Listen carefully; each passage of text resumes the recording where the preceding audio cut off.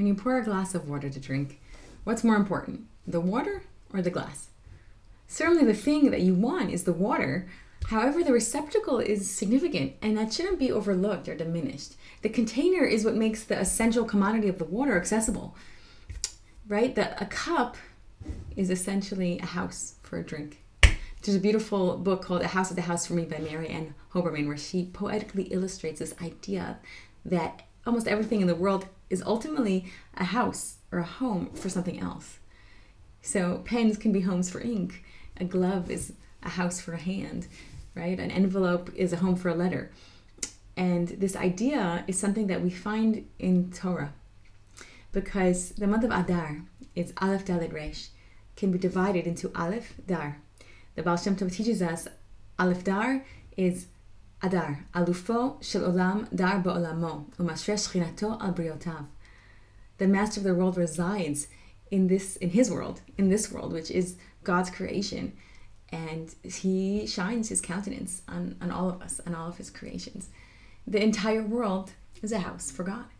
And in the weeks of Adar, we read about the house of God, the building of the Mishkan, the tabernacle, which later evolves to be what we use to build the Beit HaMikdash, the temple in Jerusalem, Sheibaneh Beit HaMikdash, Mamash B'meh B'yameinu, we should have the third temple rebuilt speedily in our days. There's this idea of a home for God as the whole world, the idea of a sanctuary being an abode for God, for God's presence. And we know that each individual is a whole world, that God resides in me. Chelek elka mima'al mamash, the Tanya says.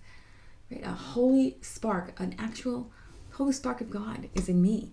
We know the Kutzker Rebbe says, what does it mean? You build a sanctuary and I will reside in it. Why does it say betocham? In them.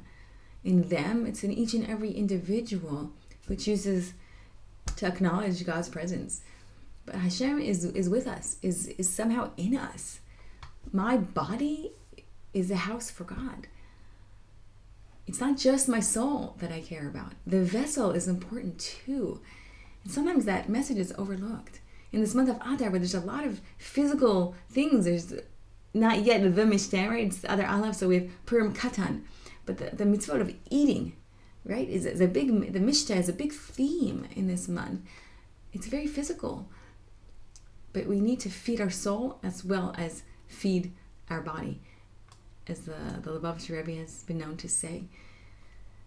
This concept of Adar, where we have this tension of seemingly two opposite ideas coming together, is a very powerful one.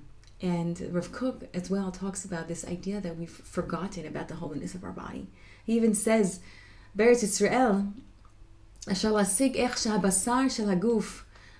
In the land of Israel, we can acknowledge, we can see how the flesh, the body, the physical body is a holy thing. He talks about being physically fit and developing muscles, right? To have a fit body is a holy thing. He says it's as holy, mamash, as holy, k'kedushat haneshama, as the holiness of your soul.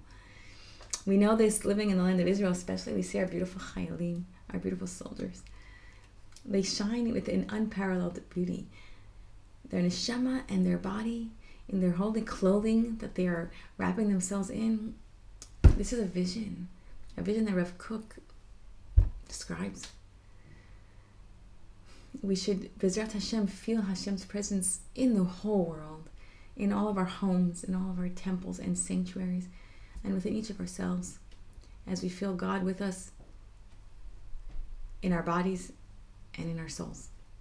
My form is a house for my spirit. My body is a home for my soul, as my heart is a home for prayer. This land is a home for all Jews. Our arms are houses for hugs. Our tears are a home for the song waiting to be sung. And a cup is a house for water.